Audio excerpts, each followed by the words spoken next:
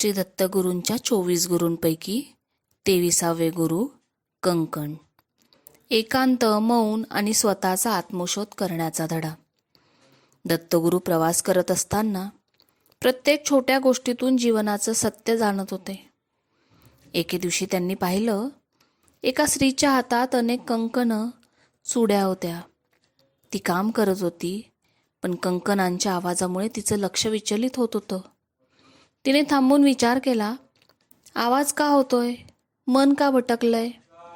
आणि मग तिने निर्णय घेतला, हातातील सगळे कंकण काढून फक्त एकच कंकण हातात ठेवला. क्षणात आवाज थांबला, मन शांत झालं, काम सहज झालं.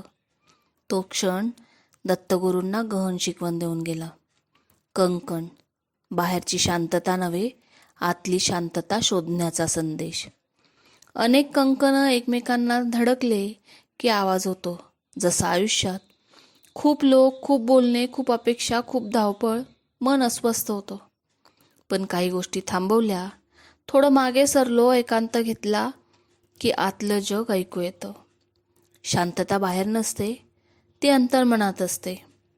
शांत बसायला, स्वतःसाठी वेळ द्यायला, विचार समजून घ्यायला ही एक छोटी विश्रांती मनाला शक्ती देते. तो एकांत पळून जाणं नाही, तो स्वतःकडे परत जाणं आहे. दत्तगुरूंना मिळालेला जीवनाचा धडा.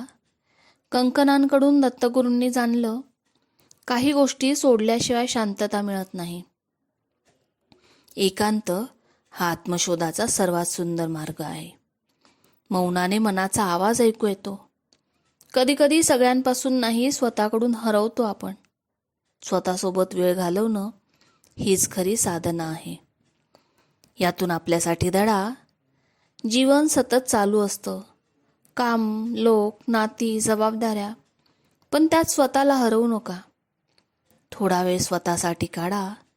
थोडं शांत बसून श्वास घ्या. काय हवंय, कोण आहात, कशासाठी जगताय, विचार करा. ही एक छोटी विश्रांती आपल्याला दुसऱ्यांपासून दूर नेत नाही, तर स्वतःकडे आणते. जीवनात सगळ्यांना सांभाळताना स्वतःला विसरू नका.